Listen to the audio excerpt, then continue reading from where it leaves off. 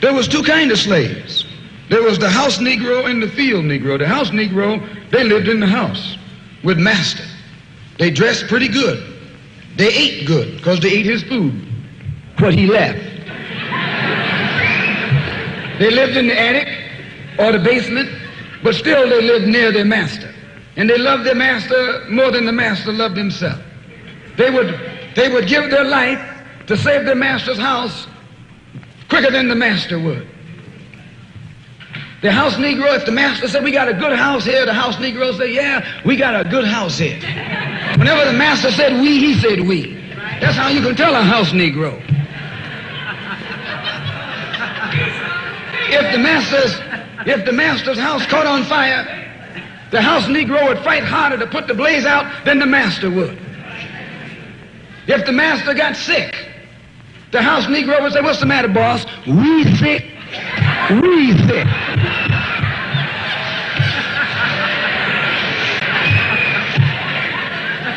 He identified himself with his master more than his master identified with himself. And if you came to the house Negro and said, let's run away, let's escape, let's separate, that house Negro would look at you and say, man, you crazy. What you mean separate? Where is there a better house than this? Where can I wear better clothes than this? Where can I eat better food than this? That was that house Negro. In those days he was called a house nigger. And that's what we call him today because we still got some house niggers running around here.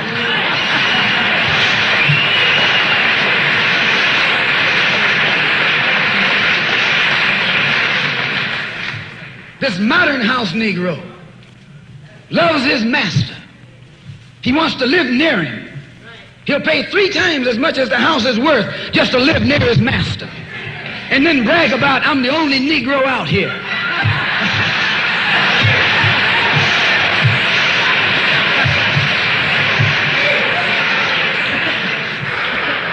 I'm the only one on my job.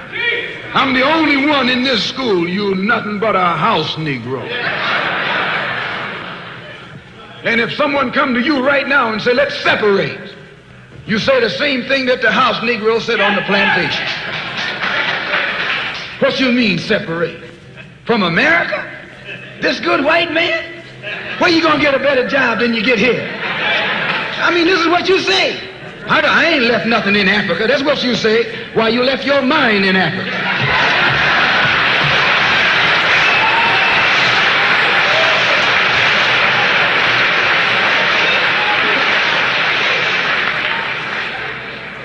On that same plantation, there was the field Negro. The field Negro, those were the masses. There was always more Negroes in the field than there was Negroes in the house. The Negro in the field caught hell. He ate leftovers. In the house, they ate high up on the hull. The Negro in the field didn't get nothing but what was left of the insides of the hull. They call them chitlins nowadays. In those days, they call them what they were, guts. That's what you were, a gut eater. And some of you all still gut eaters.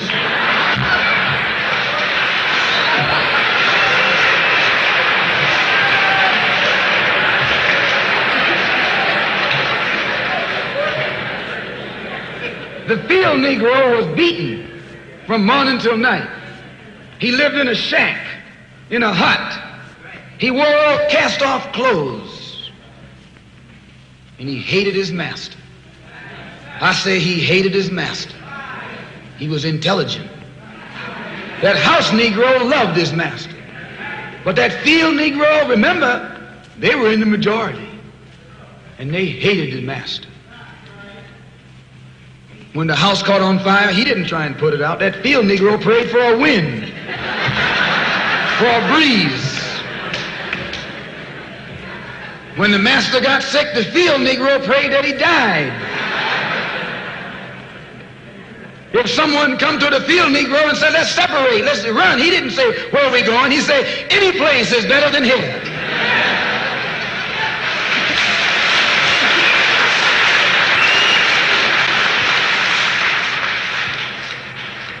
You got field Negroes in America today. I'm a field Negro.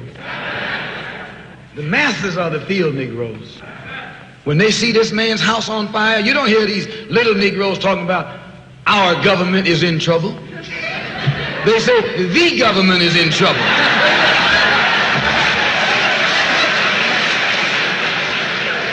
Imagine a Negro, our government. I even heard one say our astronauts. They won't even let him near the plant. And our astronauts, our Navy, that's a Negro that's out of his mind.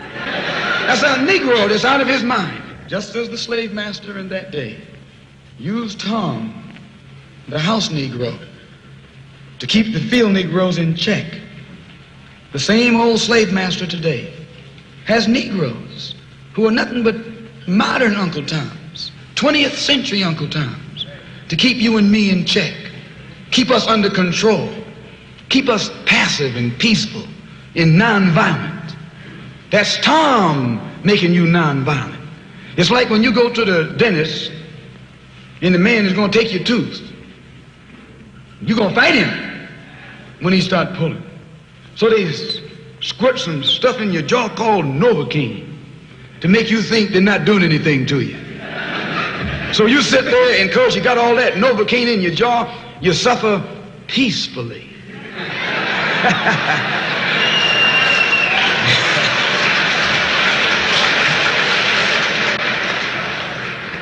There's nothing in our book, the Quran, as you call it, Quran, teaches us to suffer peacefully. Our religion teaches us to be intelligent, be peaceful, be courteous, obey the law, respect everyone. But if someone puts his hand on you, send him to the cemetery.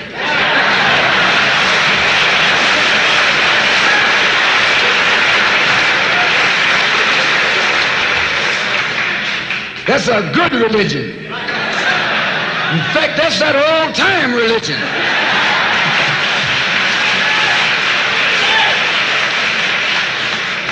That's the one that Ma and Pa used to talk about. An eye for an eye, and a tooth for a tooth, and a head for a head, and a life for a life. That's a good religion.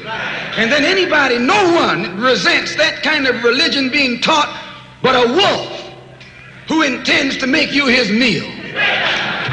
This is the way it is with the white man in America. He's a wolf, and you a sheep. Anytime a shepherd, a pastor, teach you and me not to run from the white man, and at the same time teach us don't fight the white man, he's a traitor to you and me. Don't lay down our life all by itself. No. Preserve your life. It's the best thing you got. And if you got to give it up, let it be even Stephen.